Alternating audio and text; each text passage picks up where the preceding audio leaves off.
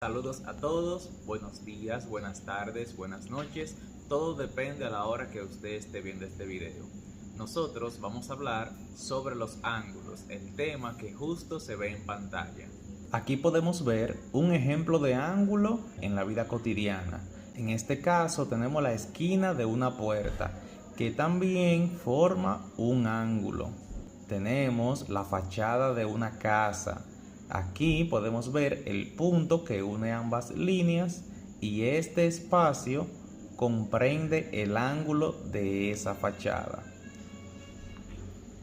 En este caso puede ser como la campana de una iglesia o cualquier edificación que tenga forma de pico. En este caso podemos ver la gráfica de un ángulo. Vamos a ver ahora cuáles son las partes de un ángulo. Las líneas que comprenden el ángulo se llaman lado y el punto que une ambos lados, véanlo aquí, ese punto se llama vértice. Un elemento de la vida cotidiana donde podemos representar muchos ángulos, todos los tipos de ángulos, es el reloj. Ese es un ejemplo perfecto de lo que son los ángulos. Mientras las agujas se mueven, pues van describiendo ángulos. Aquí podemos ver que se describe un ángulo particular que lo vamos a ver más adelante. Aquí podemos mirar un ejemplo cotidiano de lo que es un ángulo, donde el cono de esa vaquilla pues también describe lo que es un ángulo. Aquí tenemos el ángulo que vimos anteriormente en el reloj, que estaba en la aguja de la 12 y en la aguja del 3. Ese ángulo, como vemos aquí, mide 90 grados y se llama ángulo recto. Ese ángulo es importante porque con él vamos a poder describir los otros tipos de ángulo. Veremos cuáles son. Cuando el ángulo es menor de 90, que sería este. Esas dos líneas que se ven un poco mamey ahí del espacio azul, ese ángulo es menor de 90 y cuando es menor de 90 entonces se llaman ángulos agudos. Aquí vemos los ángulos que son mayores de 90. En este caso vamos a remarcar el de 90, que sería ese sería de 90, y ya este se pasó de 90.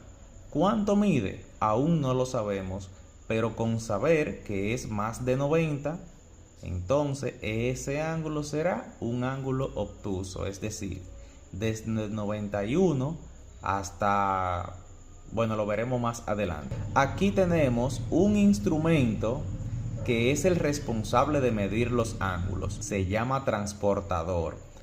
¿Cómo podemos medir los ángulos? Para eso tenemos que centrarnos en el vértice del ángulo y en el centro de nuestra regla. Colocamos el centro de la regla justo en el vértice del ángulo.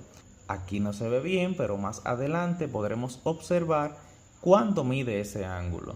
Ahora podemos ver que va desde 0 hasta 70 grados. Aquí vemos de nuevo el ángulo de 90. ¿Por qué es de 90? Bueno, porque con nuestro instrumento que se llama transportador lo hemos medido desde 0 y 90.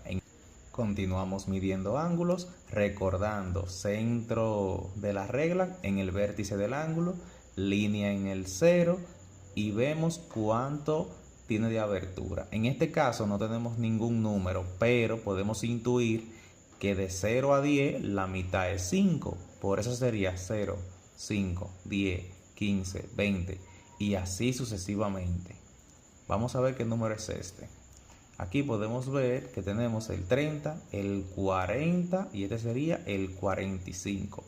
Aquí tenemos un ángulo que en este caso es 120, de 0 a 120.